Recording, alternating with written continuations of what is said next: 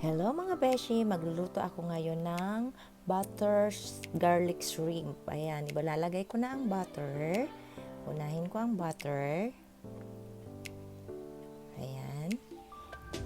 Dadagdagan ko pa siya ng butter kasi medyo kaunti lang yan. Kaya kukuha uli ako ng butter. Dadagdagan ko siya para mas malasa ang aking lulutuin.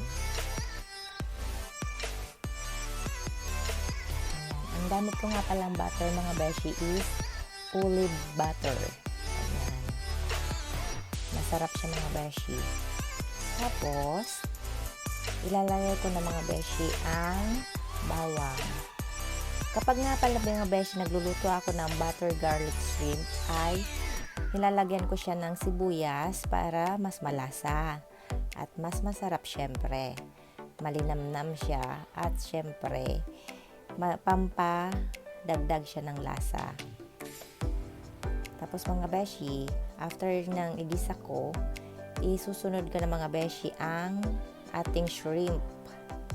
Ayan mga beshi. Ang shrimp na pala dito sa Japan ay karamihan ay tinatanggalan na nila ng ulo kasi mga sensitive sila mga beshi. Ayaw nila ng may ulo. So, ayan mga beshi, basta ulo ng shrimp lang ang sinasabi ko ha. Ayan, igigisa ko siya, imimix ko siya ng imimix para pantay-pantay ang kanyang pagkakaluto. Ayan mga beshi. Hinahalo ko na parang ano nang nangyari dito mga beshi, parang sinangag.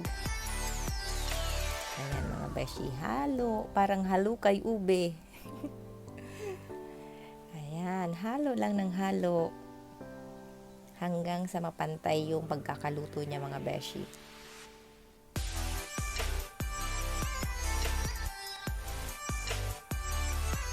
Ayan, kumukulo na siya mga beshi. So, nakikita niyo naman yan. Ang bango niyan mga beshi. Lalo na mga beshi kapag ang butter na gamit mo ay mabango. Nangangamoy talaga siya.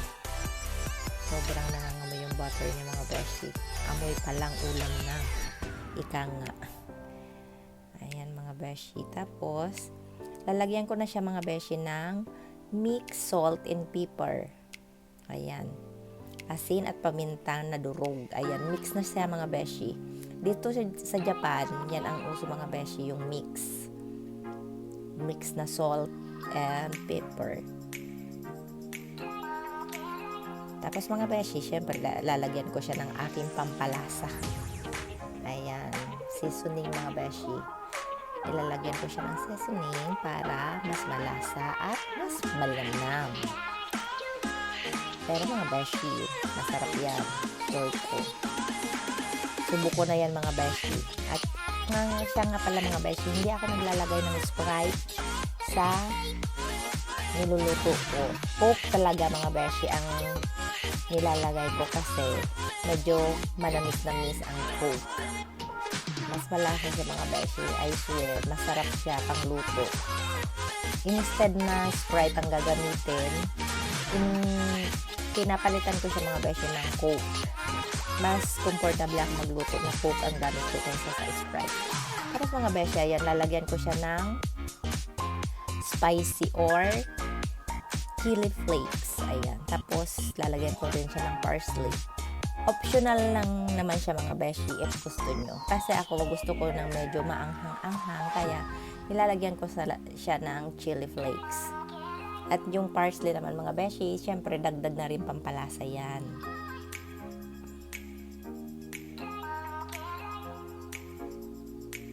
Hinahalo ko siya ng hinahalo.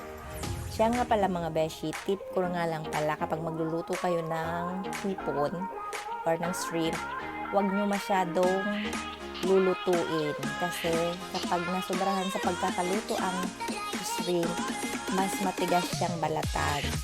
Dapat nasa medium rare lang tayo mga beshi kasi mas madali siyang balatan. Ang kagandahan dito mga beshi sa butter shrimp is malinamnam ang kanyang balat. Ako, mas gusto ko sa mga beshi kasi nasisipsip ko yung balat at saka nandun yung lasa talaga sa balat. Kaya ang sarap niya mga beshi kasi malinam lang.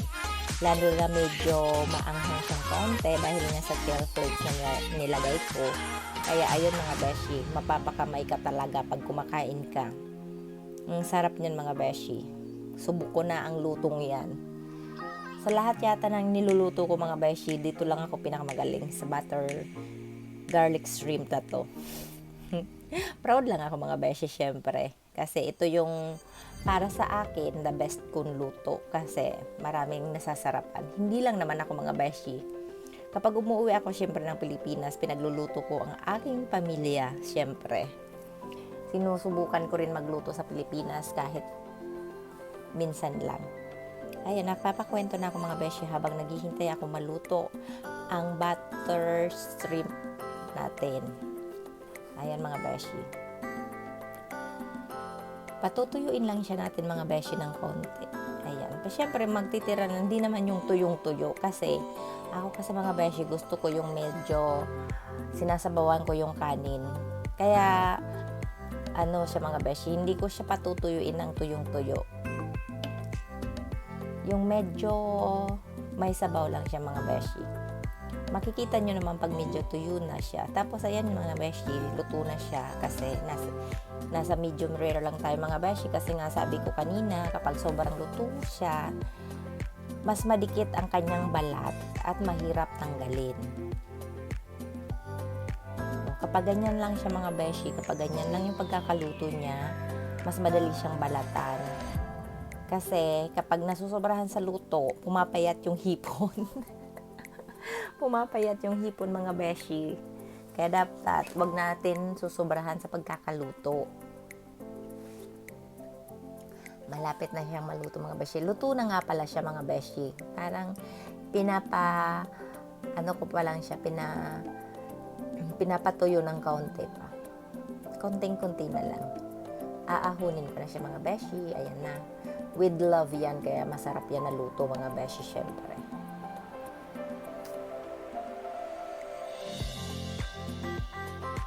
Patayin ko na ang kanal-kalan. Ayan, tapos isasalin ko na siya sa plato para kainan na. Ayun, muntik pang mahulog mga beshi. Ayan mga beshi, luto na. Ayan, ang dami din yan mga beshi. Para lang yan sa dalawa, sa aming mag-asawa. Kaya ayan mga beshi, tingnan nyo. Sapat na yan na ulam namin. Dami yan mga beshi. O, diba? Ang sarap tingnan. Ang sarap tingnan. Kahit lasa mga beshi, masarap. I swear. O, ayan ang mga beshi. Luto na. Kakain na kami. Ayan. Try nyo din to mga beshi. Bye-bye. Thank you sa panonood. Bye.